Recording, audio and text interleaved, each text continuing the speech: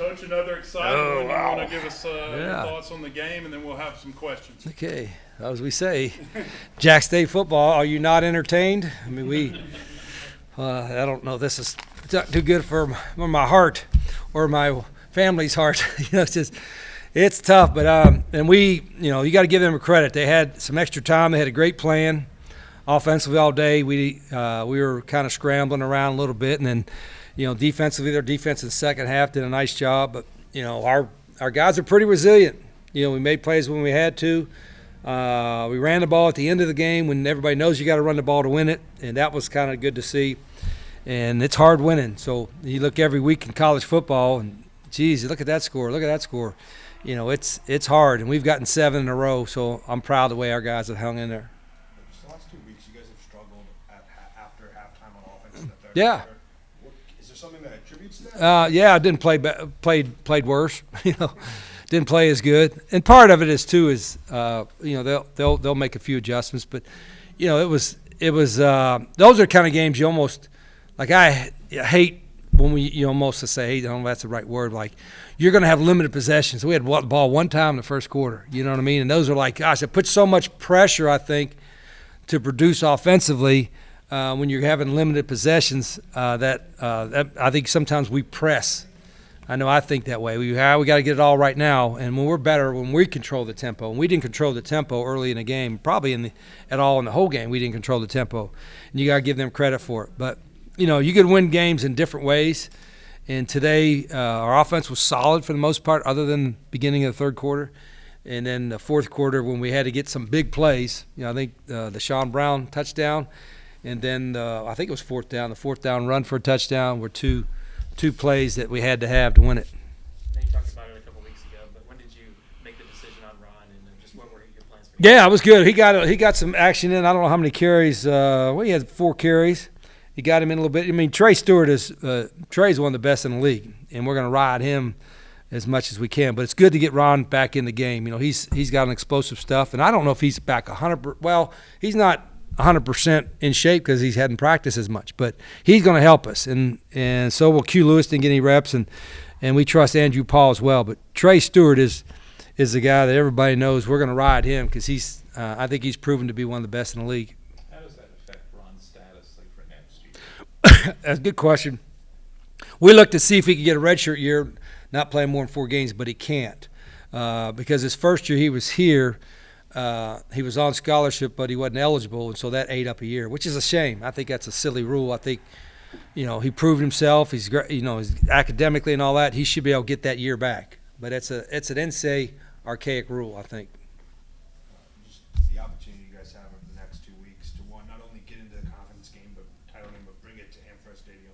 Just what are you going to tell the guys about what they have in front of them? Well, as I tell every game we been playing for was for a conference championship, and now. If my math is right, if we win next week, we're in it. And so that's pretty good stakes right there. If you win the game, you're in the conference championship. So who would have thought, a month and a half ago, the way we started off, that we'd be sitting here with a chance to be in a conference championship game and our last home game and our seniors' last home game. So congrats to our guys for that, but it's going to be a big week.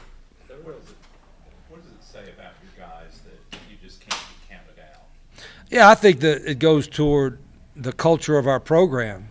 Back, I can remember sitting here, and you guys, most of you were here. It was like after the third loss, that golly, what? That was at Eastern Michigan, but we thought, geez, what's wrong? What's happening?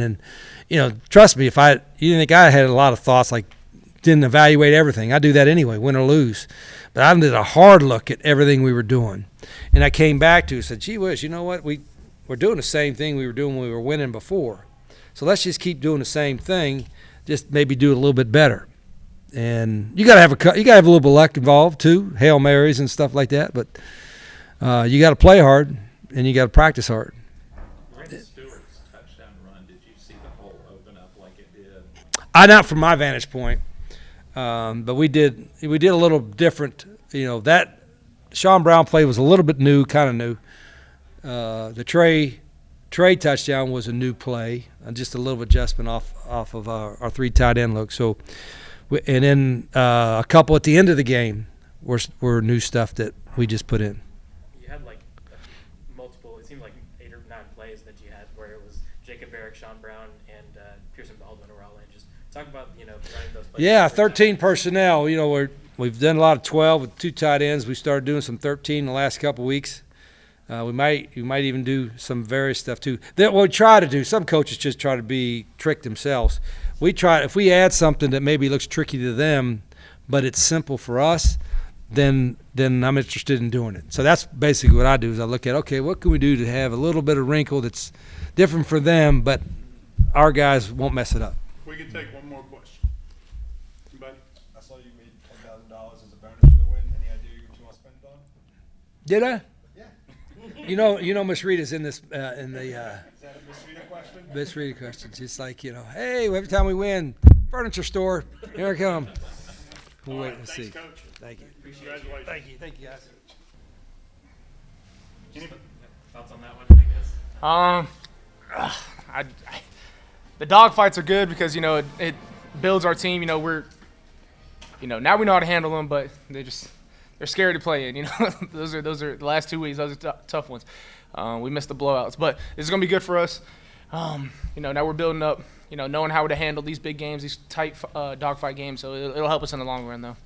Next week, you guys, with a win, can you take a spot in this conference title game? Just from where you guys were 0-3 to now, just how much has this team grown to be in that position? Yeah, I think the maturity of it. It's a great feeling to know that you're in the driver's seat. The destinies, it's in all of our control. Super exciting game. My message to the guys all week is don't let the pressure of the game make us play out of our bodies and not play who we are. We know St. Houston's going to be good, but I think after we celebrate this one tonight and get back and study the film tomorrow and everybody recover, I think we'll be in good shape. Touchdown pass to Sean was a big play, a big moment. Just take us through that play. That one, it was kind of a draw. We had the seam up the middle. If it was cover 4, so both safeties got off the hash. Mike didn't run with him, so it was pretty easy read. Put it over the top, and Sean did the rest, so it was easy. Trey's touchdown, the one that put you guys ahead for good. Did you see that hole right away? Oh, yeah. Really? Oh, yeah. I mean, most of the time, any of those inside zone plays, usually everything gets washed down. It's always the cutback. So as soon as, he did a good job. He pressed the hole, and then I could see it cut back because the tight ends walled off the linebacker that was coming in. And it was, parting like the Red Sea. It was a big hole, so I'm glad he hit it. You guys mixed it up today with the receivers. Michael, Jordan, Trey, and Brock all had multiple catches. Just talk about that receiver room today and just kind of being able to mix it up with all those guys. Yeah, I mean, I really sold Pet today. He should have had the touchdown in the half right there. I missed him, so that's on me. So, Pet with stat sheet would have been a little bit better than that. But, yeah, I mean, we got guys everywhere. I know, Cam Bond's been showing out for us lately, so a lot of teams are keying in on him now. So, I mean, that plays in our hands, honestly, because, he's not our only receiver. We got studs all around, so it helps us a lot. If you guys could get the conference title game here, just how much is this home field advantage?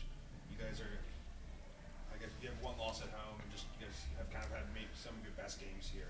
Just how much of an advantage would that be for you guys? I mean, it'd be huge. Because, right now it's really, it's looking like it'll be us or Western or Sam Houston.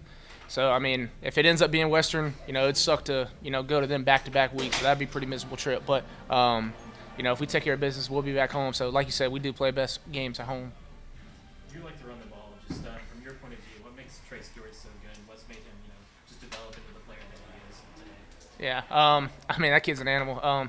Normally the backs are, they're either fast or they can, they're power backs. That kid, he's running over dudes and he's also making 2 or 3 cuts and splitting it for 80. He's a great all-around back that can do everything. As you can see, he can catch the ball and do special things with it after that too. So, he's all-around back and, he's been carrying this offense, as y'all can see. What's it been like for you playing behind this offensive line that you guys have? Oh, it's incredible. Those guys are some studs. Offensive line never get enough love. But this kind of offense, we just run. There's for a reason why it's successful. Obviously Trey's good, but those guys up front and the tight ends, whenever we bring 12, 13 personnel in, it has everything to do with up front. So. Jordan McNeil's had his career high yards today.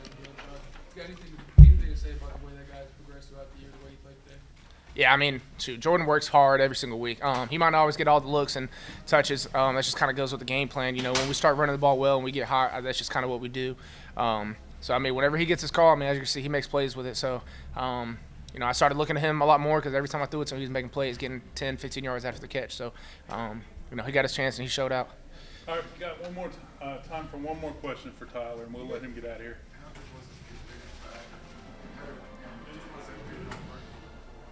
It's phenomenal. Get another workhorse back.